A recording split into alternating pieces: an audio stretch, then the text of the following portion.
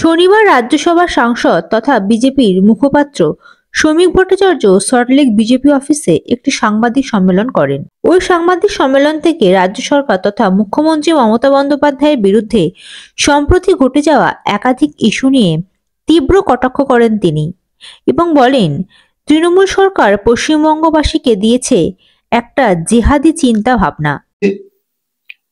আমাদেরই পরিবারের ছাত্র সংগঠন 90-এর দশকের প্রথমে 2000-এর প্রথমে আমরাই চিকেন নেক নিয়ে প্রথম পশ্চিমবঙ্গে আন্দোলন করেছি। অনুপ্রবেশ তো চলছে 80-র দশক থেকে। বামপন্থীরা এদের খাস জমি পাইয়ে দিয়েছিল, ভোটার লিস্টে নাম তুলে দিয়েছিল, রেশন কার্ডের ব্যবস্থা করে দিয়েছিল। আর তৃণমূল কংগ্রেসের জমানায় তৃণমূল কংগ্রেস যেটা উপর্যুপরি আমাদের দিয়েছে পশ্চিমবঙ্গবাসীকে, সেটা হচ্ছে একটা জেহাদি চিন্তা ভাবনা।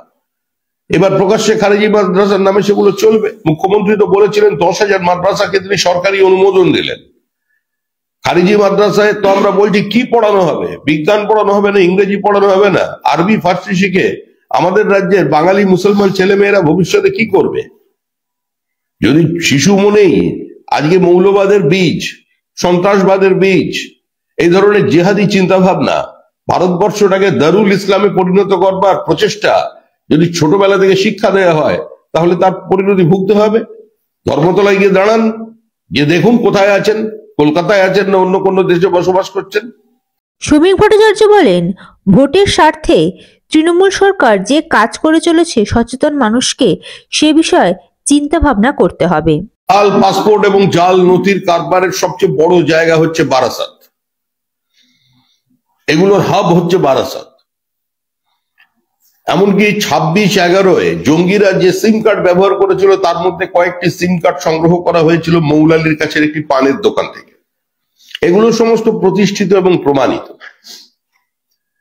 শুধুমাত্র ব্লক ভোটের স্বার্থে আজকে এই সরকার যে কাজ করে চলেছে এবং যেভাবে হিন্দুদের বিরুদ্ধে, বাংলাদেশি হিন্দু উদ্বাস্তুদের বিরুদ্ধে যুদ্ধ ঘোষণা করেছে তৃণমূল কংগ্রেস সরকার, আজকে এখানে সচেতন মানুষকে সেই সম্পর্কে চিন্তা ভাবনা করতে হবে। বিজেপি রাজ্যসভার সাংসদ শ্রমিক ভট্টাচার্য বলেন, কলকাতা মেট্রো রেল সহ কলকাতার পার্শ্ববর্তী অঞ্চলের বিভিন্ন রেল লাইন রাজ্য সরকারের অসহযোগিতা এবং আইন শৃঙ্খলার কারণে আজও কাজ আটকে আছে। আমি প্রশ্ন করেছিলাম এবং আমাদের তৃণমূল কংগ্রেসও আরেকজন নেত্রী তিনি প্রশ্ন করেছিলেন সদস্য লোকসভায়।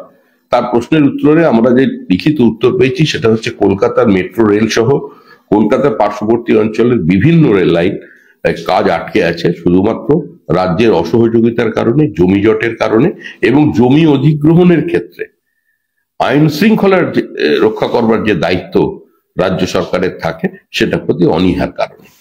Bureau report, ND Bangla news.